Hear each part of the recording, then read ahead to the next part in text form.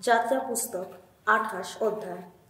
যাজক রূপে আমরা সেবা করার জন্যে তুমি এবার ইসরায়েলদের মধ্যে থেকে তোমার ভাই আরানকে আর সেই সঙ্গে তার পুত্রদেরও নিজের কাছে ডেকে আনো, অর্থাৎ আরনকে এবং আরনের পুত্র নাদব, এলেয়াজার ও ইথামারকে ডেকে আনো।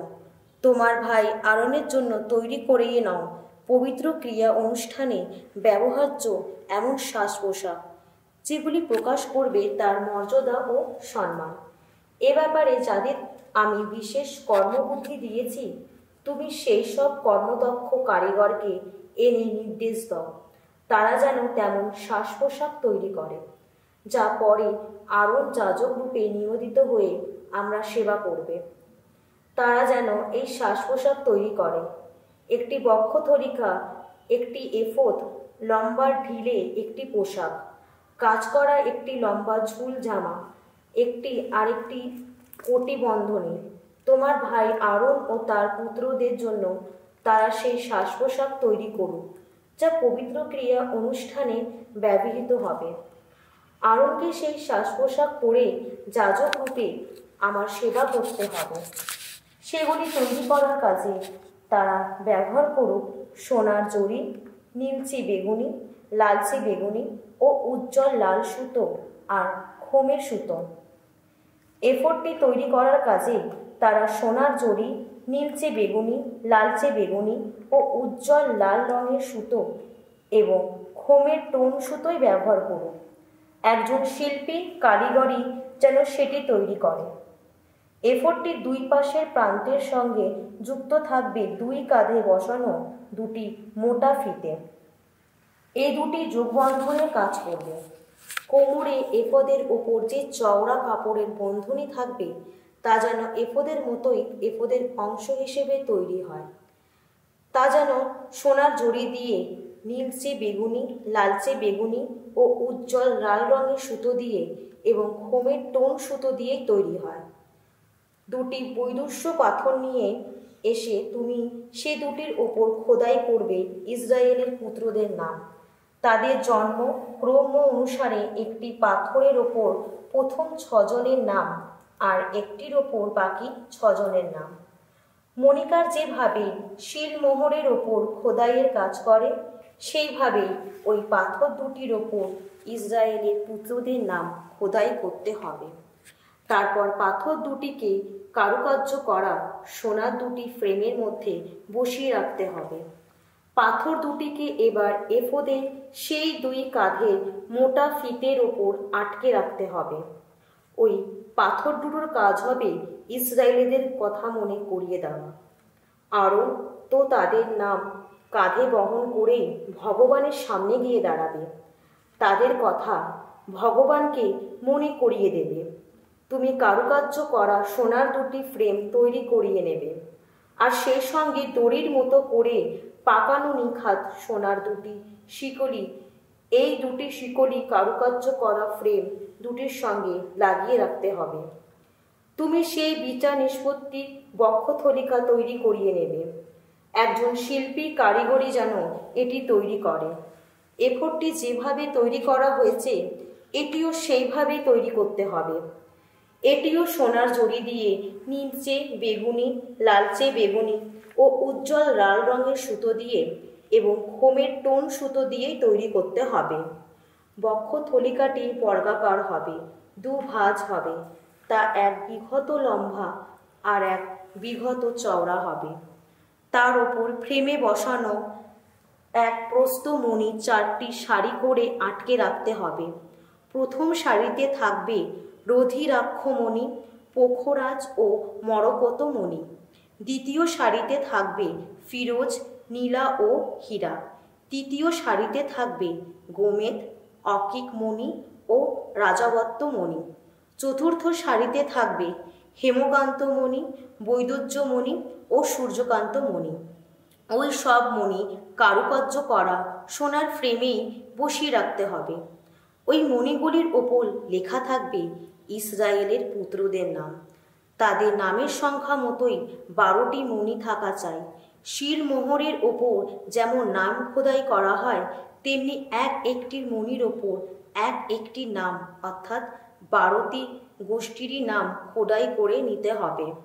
বক্ষথলিকার জন্যে তুমি তৈরি করিয়ে নেবে দড়ির মতো করে পাকানো নিখাত সোনার 2টি শিকলি। তাছাড়া বক্ষথলিকার জন্যে তৈরি করিয়ে নিতে হবে সোনার ছোট্ট 2টি কড়া। ওই কড়া 2টি বক্ষথলিকার ওপরেই 2 ধারে লাগিয়ে রাখতে হবে। আর বক্ষথলিকার 2 ধারে লাগানো ওই কড়া 2টির সঙ্গে আটকে রাখতে হবে দড়ির মতো করে পাকানো ওই সোনার শিকলি 2টি। তারপর শিকলি 2টির অন্য 2টি মুড়া কারুকার্য করা ফ্রেম 2টির সঙ্গে আটকে রাখতে হবে। এইভাবে সামনের দিকে বক্ষথলিটাকে এফোদের 2 কাঁধের মোটা ফিতের সঙ্গে যুক্ত হয়ে থাকবে। এবার সোনার আরও 2টি ছোট্ট কড়া তৈরি করিয়ে সে 2টিকে লাগিয়ে রাখতে হবে বক্ষথলিকার নিচের 2 ধারে।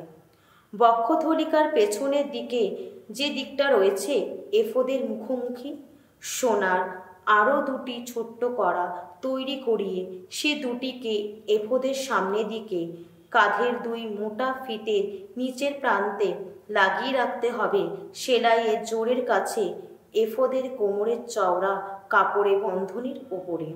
নীলচে বেগুনি রঙের দড়ি দিয়ে বক্ষথলিকার নিচে কড়া 2টি এফোদের ওই কড়া 2টির সঙ্গে এমনভাবে বেঁধে রাখতে হবে যাতে বক্ষথলিকা এফোদের কোমরের চওড়া কাপড়ের বন্ধনীর ওপর থেকে সরে না যায়, এফদ থেকে বিচ্ছিন্ন হয়ে না যায়। আরণ যখন পুণ্যলয়ে গিয়ে ঢুকবে তখন ওইভাবে বুকের ওপর বিচার নিষ্পত্তির সে বক্ষথলিকাটির ওপর ইসরায়েলের পুত্রদের নাম বহন করে সে সারাক্ষণ ভগবানকে তাদের কথা মনে করিয়ে দেবে। বিচার নিষ্পত্তির বক্ষথলিকার মধ্যে রেখে দিতে হবে উরিম আর থুম্মিম। তাই আরণ যখন ভগবানের সামনে গিয়ে দাঁড়াবে তখন সেই 2টি তার বুকের ওপর থাকবে। এইভাবে আরণ সেখানে ভগবানের সামনে সারাক্ষণ নিজের বুকের ওপর বহন করবে ইসরায়েলদের কোন কোন ব্যাপারে বিচার নিষ্পত্তির জন্য ব্যবহৃত সেই বস্তু 2টি। ইফোদের নিচে পরিধেয় লম্বা ঢিলে পোশাকটি তুমি আগাগোড়া নীলচে বেগুনি রঙের সুতো দিয়েই তৈরি করিয়ে নেবে। মাথা গলিয়ে পরার জন্যে পোশাকটির মাঝখানে যেন একটি ফাঁদ থাকে। ওই ফাঁদের কাপড়ের 4 ধারে যেন একটা শক্ত পাড় বুনে রাখা হয়। ওই ফাঁদটা সামরিক পোশাকের ফাঁদের মতোই হওয়া চাই, যাতে তা ছিঁড়ে যাওয়ার কোনো ভয় না থাকে। সেই পোশাকটির নিচের পাড় বরাবর ঝুলিয়ে রাখতে হবে নীলচে বেগুনি, লালচে বেগুনি ও উজ্জ্বল লাল রঙের সুতো দিয়ে তৈরি যত ডালিম। সেগুলি পোশাকটি নিচের পাড় বরাবর চারিপাশ ঘিরে থাকা চাই। আর সেই ডালিমগুলির মাঝখানে চারিপাশ ঘিরে থাকা চাই সোনার যত ঘণ্টি। প্রথমে সোনার একটি ঘণ্টি, তারপর একটি ডালিম, তারপর আবার সোনার একটি ঘণ্টি, তারপর আবার একটি ডালিম, এমনি করে পোশাকটি নিচের পাড় বরাবর চারপাশেই ঘিরে আরণকে সেই পোশাকটি পরে যজন কর্ম সম্পন্ন করতে হবে। সে যখন পুণ্যালয়ে ভগবানের সামনে যাবে আর যখন সেখান থেকে বেরিয়ে আসবে তখন ঘণ্টিগুলির টুংটাং শব্দে শোনা যাবে, আর তাই তাকে মরতে হবে না। তুমি নিখুঁত সোনার একটি পাত তৈরি করিয়ে নেবে। শিলমোহরের ওপরে যেমন কোনো কিছুই খোদাই করা হয় তেমনি ওই পাতটির ওপর এই কথা খোদাই করে রাখতে হবে। ভগবানের কাছে নিবেদিত নীলচে বেগুনি রঙের একটি দড়ি ওই পাতটিতে এমনভাবে বেঁধে রাখতে হবে যাতে পাতটিতে উষ্ণীদের গায়ে লাগিয়ে রাখা চলে, তাই সামনের দিকে থাকবে। তা সবসময় আরণের রুপোলের ওপরেই থাকবে।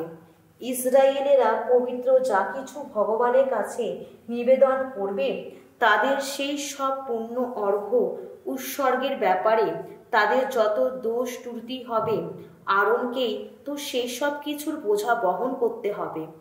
তাই সেই পাতটি আর কপালের ওপর সর্বদাই থাকা চাই, যাতে ভগবানের দৃষ্টিতে সেই সব অর্ঘ্য গ্রহণীয় হয়ে ওঠে। কাজ করা সেই লম্বা ঝুল জামাটি যেন বুনে দেওয়া হয় হোমের সুতো দিয়ে, আর তেমনি যেন হোমের সুতো দিয়েই তৈরি করা হয়। তাছাড়া একটি কটিবন্ধনীও তৈরি করিয়ে নিতে হবে। ছুঁচের কাজে দক্ষ কোনো লোকই যেন সেটি তৈরি করে। তুমি আরনের পুত্রদের জন্য ও লম্বা ঝুল জামা আর কটিবন্ধনী তৈরি করিয়ে নেবে। তাছাড়া তাদের জন্য বিশেষ পাগড়িও তৈরি করতে হবে, যা প্রকাশ করবে তাদের মর্যাদা ও সম্মান। তুমি তোমার ভাই আরনকে আর সেই সঙ্গে তার পুত্রদের ওসব সাজ পোশাক পরিয়ে দেবে। তারপর তুমি তেল দিয়ে তাদের অভিষিক্ত করবে, আনুষ্ঠানিকভাবে তাদের যাজক পদে অধিষ্ঠিত করবে, আমার কাছে তাদের নিবেদিত করবে, যাতে তারা যাজক রূপে আমার সেবা করতে পারে। তাছাড়া তাদের জন্যে তুমি হোমের জাঙ্গিয়া ও তৈরি করিয়ে নেবে, যাতে তাদের আবার রক্ষা পায়। সেই জাঙ্গিয়া কোমর থেকে উরু পর্যন্ত লম্বা হবে। আরন ও তার পুত্রীরা যখন সাক্ষাতের শিবিরে গিয়ে ঢুকবে, যখন তারা পুণ্যালয়ে কোনো যজন কর্ম সম্পন্ন করতে বেদির দিকে এগিয়ে যাবে, তখন সেই জাঙ্গিয়া পরেই তাদের সেখানে যেতে হবে।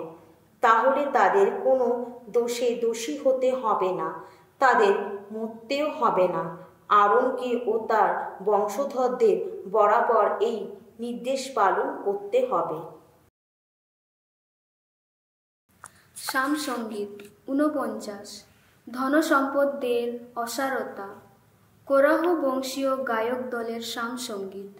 জাতি বিজাতির সকল মানুষ, আমি যা বলছি তা শোনো, কান পেতে শোনো।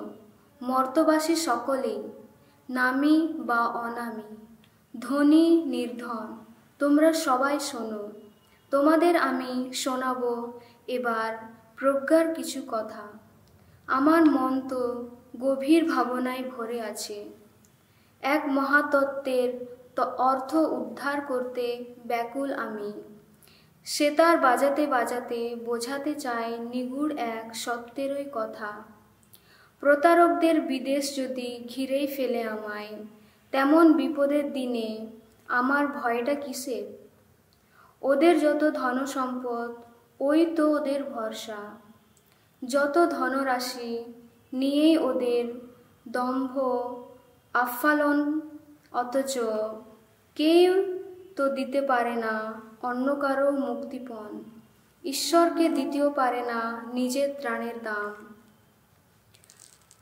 বড় বেশি যে মানুষের এই প্রাণের মুক্তিপণ, কোনো কিছুতেই হয় না পরিশোধ।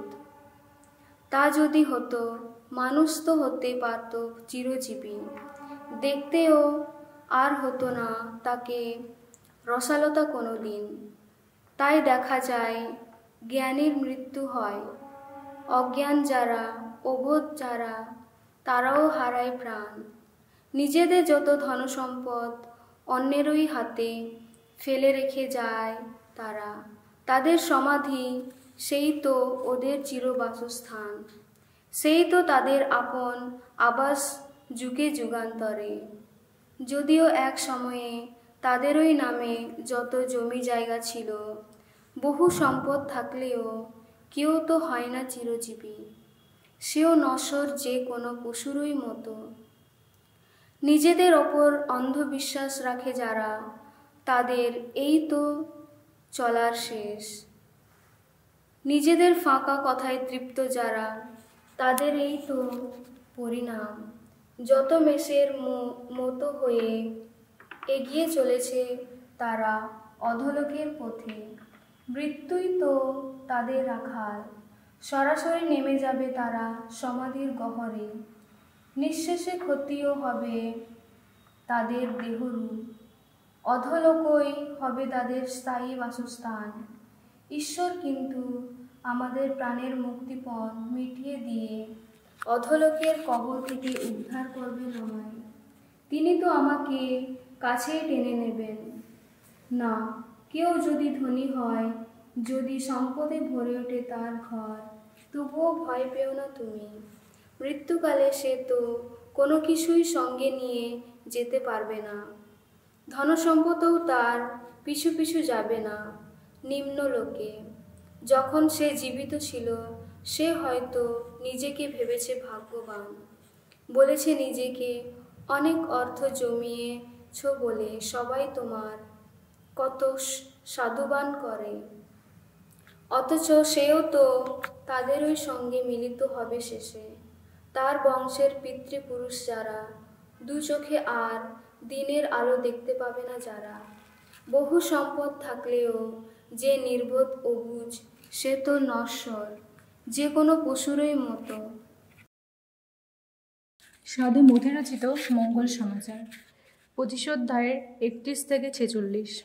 প্রভু যীশু অন্তিম বিচার করবেন ভাতৃপ্রেমেরই মানদণ্ডে।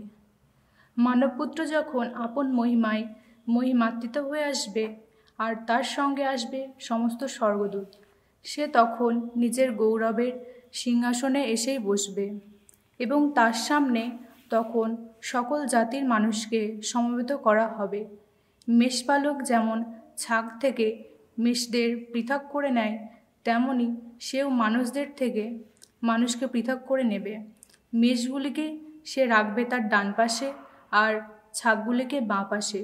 তারপর ডান পাশে যারা আছে এ রাজা তাদের বলবে, এসো তোমরা, আমরা পিতার আশীর্বাদের পাত্র যারা জগতের সৃষ্টির সময় থেকে যে রাজ্য তোমাদেরই দেওয়া হবে বলে রাখা আছে, তা এবার তোমরা নিজেদেরই বলে গ্রহণ করো।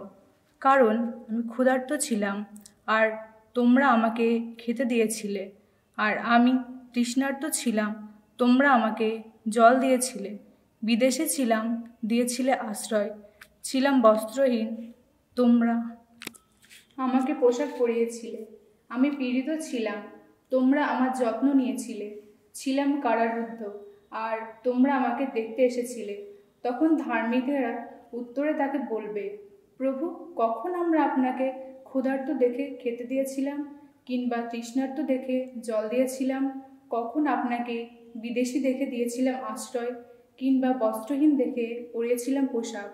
কখনই বা আপনাকে পীড়িত বা কারারুদ্ধ দেখে আপনাকে দেখতে গিয়েছিলাম? রাজা তখন তাদের এই উত্তর দেবে, আমি তোমাদের সত্যিই বলছি, আমার এই তুচ্ছতম ভাইদের একজনেরও জন্য তোমরা যা কিছু করেছ তা আমারই জন্য করেছ। তারপর যারা তার বাঁ পাশে আছে সে তাদের বলবে, আমার সামনে থেকে দূর হও, তোমরা অভিশাপের পত্র যারা, শয়তানও তাদের দলযত অপদূতের জন্য, যে শাশ্বত আগুন প্রস্তুত করে রাখা হয়েছে, তোমরা সেই আগুনেই যাও। কারণ আমি ক্ষুধার্ত ছিলাম আর তোমাকে আমাকে খেতে দাওনি, আমি তৃষ্ণার্ত ছিলাম, আমাকে জল দাওনি, বিদেশী ছিলাম, তোমরা আশ্রয় দাওনি, ছিলাম বস্ত্রহীন, তোমরা আমাকে পোশাক পরাওনি, পীড়িত ও কারারুদ্ধ ছিলাম আর তোমরা আমার যত্ন নাওনি। তখন উত্তরে তারা বলবে, প্রভু, কখন আমরা আপনাকে ক্ষুধার্ত বা তৃষ্ণার্ত, বিদেশী বা বস্ত্রহীন, পীড়িত বা কারারুদ্ধ দেখেও আপনার সেবা করিনি? তখন সে তাদের এই উত্তর দেবে, আমি তোমাদের সত্যিই বলছি, এই তুচ্ছতম মানুষদের একজনের জন্য তোমরা যা কিছু করনি তা আমারই জন্য করনি। এখন এরা যাবে শাশ্বত দণ্ডলোকে এবং ধার্মিকেরা যাবে শাশ্বত জীবনলোকে।